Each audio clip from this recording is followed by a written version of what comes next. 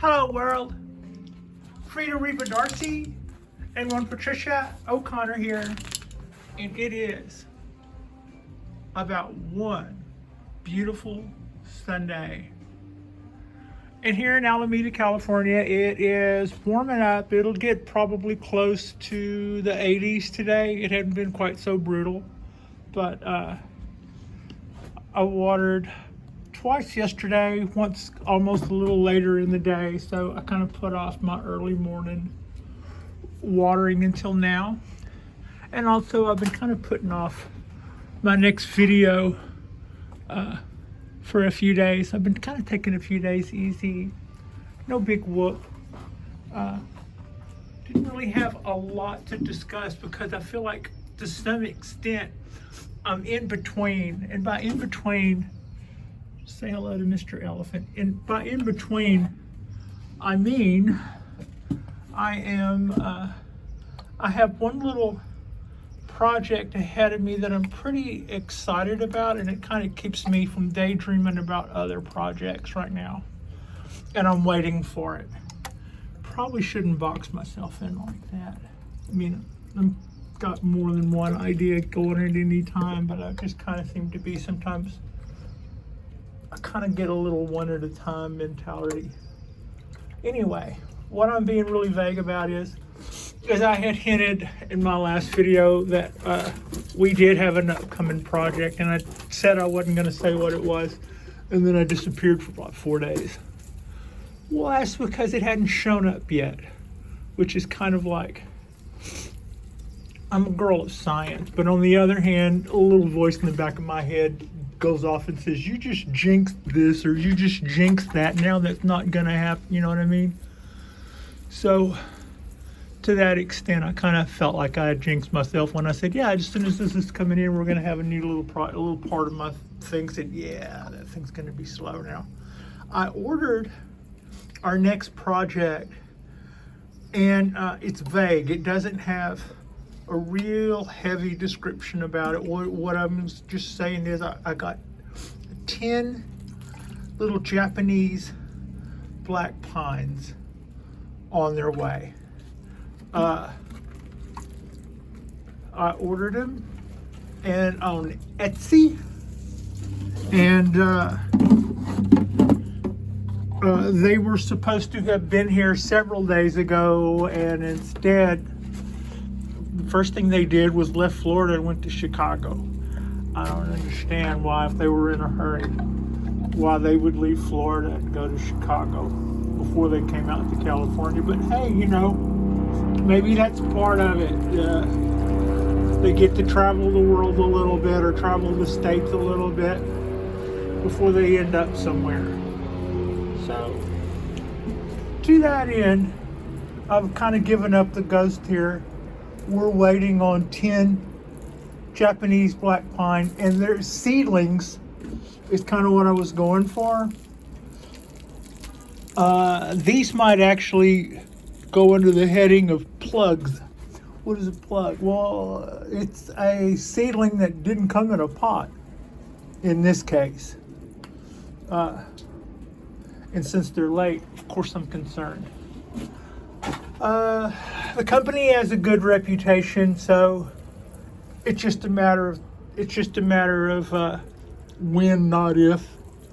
And if they don't come in such great shape, we'll mourn their loss, and then we'll try to get some more coming. But here's the thing: I think having 10 little Japanese black pines coming to the balcony will give us a lot of latitude to make some really cool little project. And you know, the other thing is I'm excited about the possibilities, not because I have some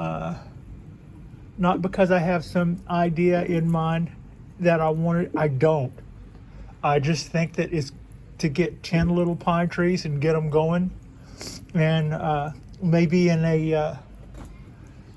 a few weeks or months, turn right around and do it again, and just start building our numbers up that way. I love the thought of that.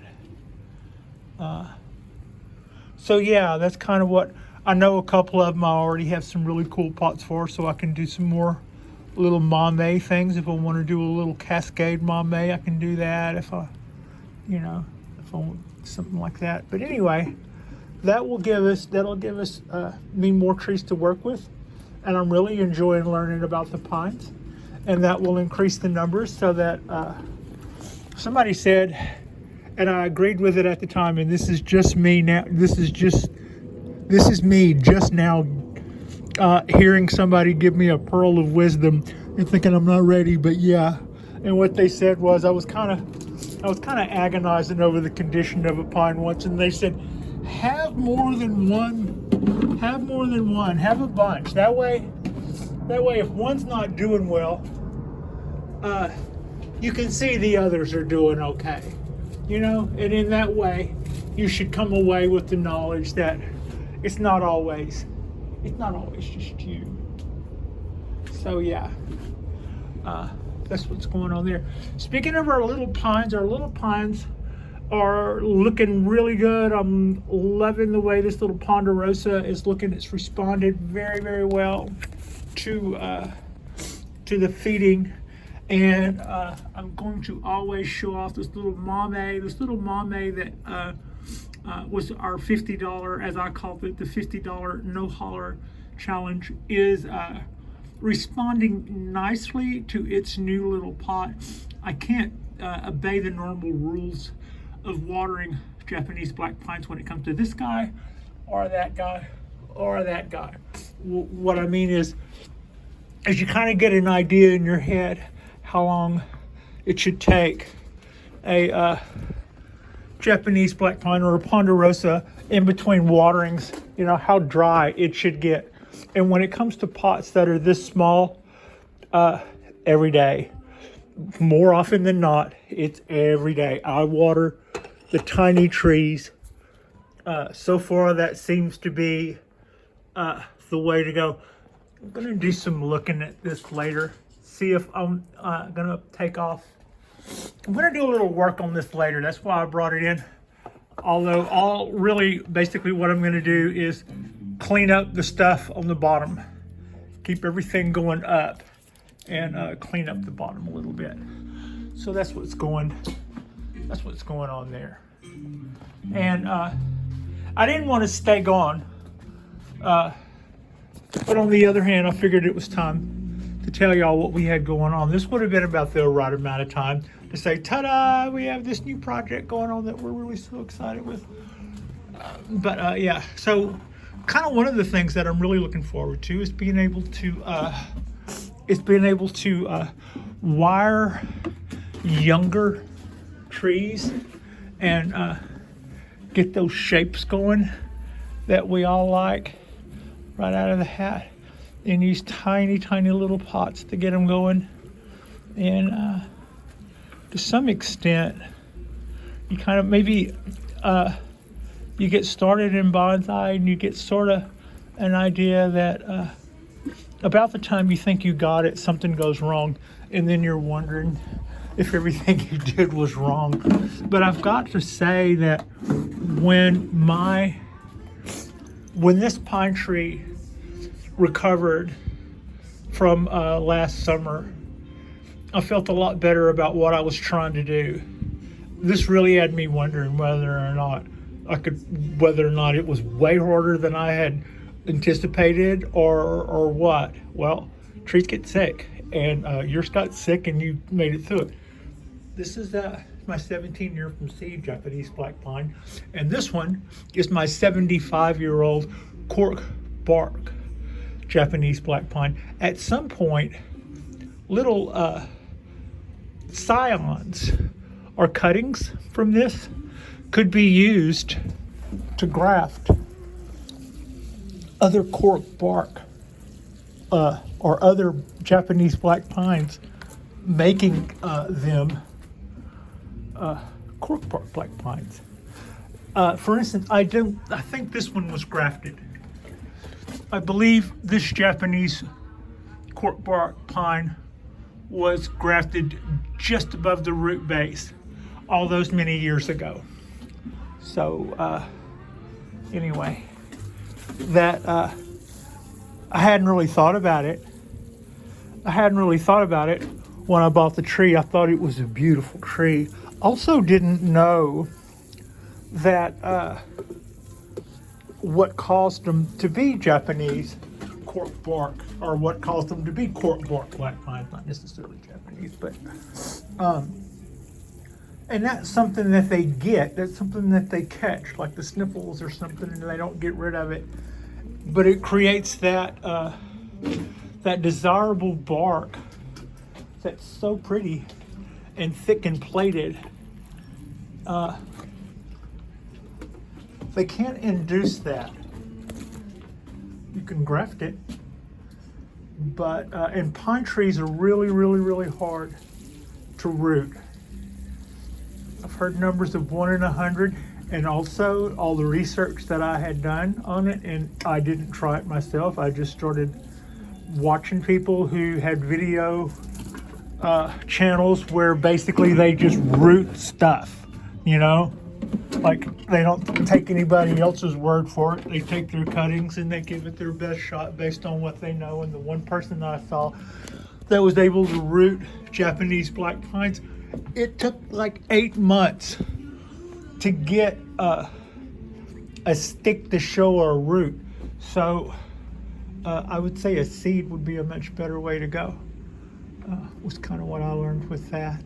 So we're going to take quite a bit of water today. I haven't gotten these 3 guys, and I don't think I've put enough water to my oaks yet. Nothing really too heavy going on today. I was just kind of showing you what a little watering looks like, and I thought I would give up the story on what the heck it was we were waiting on.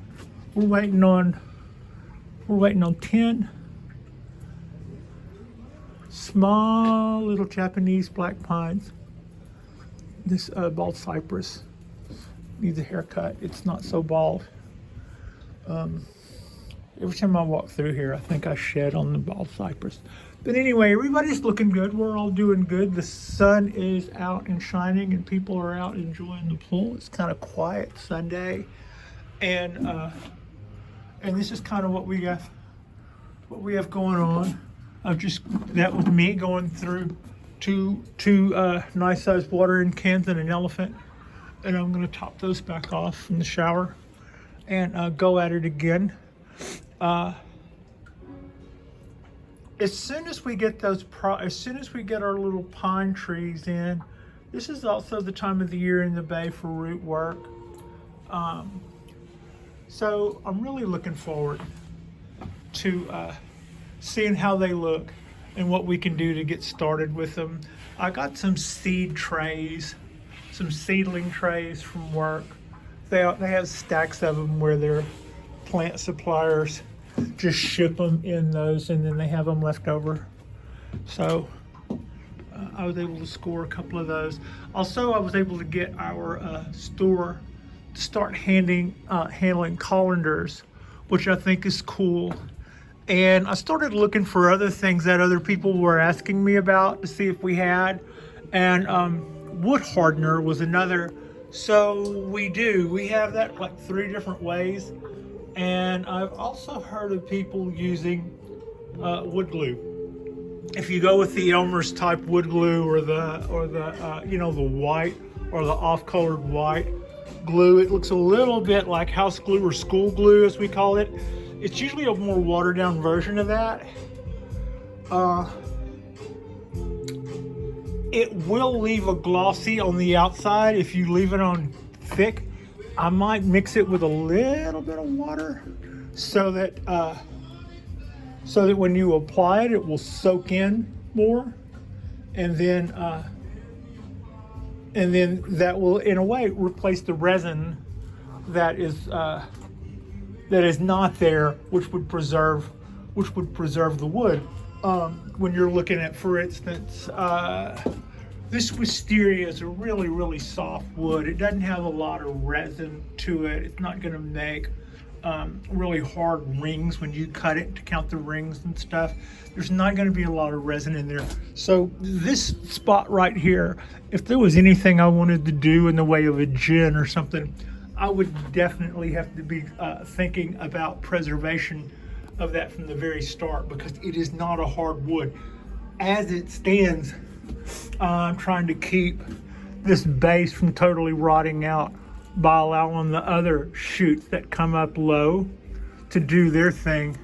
And also, when it comes to wisterias, they are always trying to be vines and tall, and you constantly need to work them back, or they will, or the bottom parts of them will die off because they want to be vines. They're all about what's going on upstairs. So that's all we have. That's about all we have going on today. It's a beautiful, beautiful Sunday. As soon as we get some little pine trees in, we're going to start doing some little projects on that. There's also some stuff on the property that needs to be weeded out. By that I mean there's like a three foot tall, about as big around as a straw oak tree in our iris bed. Now I happen to know that the landscapers go through with a weed eater and just cut that all off bulb high in the winter when the irises start looking a little rough. So that oak has between now and then to not get weed eated. So I was thinking maybe if I dug it up and then put some wire on it, I could make a nice spiral in it and possibly chop it down to a foot or 8 or 9 inches or so and have a little bit of trunk going. That would be a fun project to do for something that's probably about to get the axe in the next couple of weeks. That doesn't always kill them. I think this little oak survived 1 or 2 years of weed. It had 2 different trunks on it that looked like they had been cut at different times. When those same guys go through there with their weed eaters and just cut back all the irises and stuff that grow, all the stuff that grow in tulips, or I guess whatever it is that grows from bulbs. There's a whole big beds of them. And the other things that the squirrels plant in there that come up, they usually get chopped every winter when that other stuff gets chopped and raked out. So I've kind of been thinking about, a little Yorda stuff, using that. Really happy with all the little, look at all the little sprouts. See, this is where did a pretty heavy prune back needle reduction. Now, I've been talking a lot about in the last couple of videos like in the last 6 months or so, I've done several videos about how we were going to achieve smaller needles in a ponderosa, and it'll take a couple of years to do that. And one thing was we increase our needle count with feeding and timely watering instead of holding back everything. We just let it go ahead and knock itself out. And then when it gets to make all it wants to, it'll find that they can't be as long. So it could be a little contradictory in nature if you notice that I went through and cleaned out a lot of the needles about 3 videos back. However, the whole point to that wasn't to clear out, was not to thin out the needles of the literati, which is kind of, I think, the preferred way to do it on a literati anyway. A little waspier looking.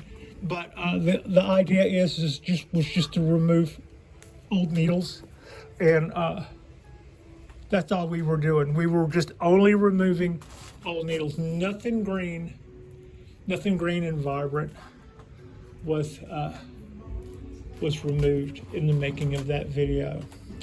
So yeah, and also you can also see quite a few places where I left some. That was both by design and not. I could get all, hyper anal about it and go through there with tweezers and pluck everything that is not just a beautiful shade of brand new green needles. But old needles do serve a purpose, and you should not remove them all. They carry hormones that the tree needs, and removing. I was warned early on, watching pine tree videos. I saw more than one person, Wine Neal being one of those, I think. That's going back to the basic pine tree care videos that he did about 10 years ago. Not to remove every single one of the old needles, that they do carry hormones that the tree does need. And if you do that, you will eventually deprive energy from the tree. So to that end, I deliberately left some, and then to that end, I also saw there were whole areas here where this stuff is on the bottom and pretty yellow. So, but even then, I'm not going to take it all. I'll just clean it up. We just clean it up a little. We're not supposed to leave all this stuff on the bottom, but yeah, it looks a lot better when you clean up the bottom of these branches. However, so far, I haven't taken out anything from the bottom that wasn't yellow. We'll let it go for a minute. This isn't a show. This isn't show shape. So, that's Goddess. It's just a little bit more cleanup while I'm out here looking around at some yellow stuff that I couldn't see in the dark of the living room.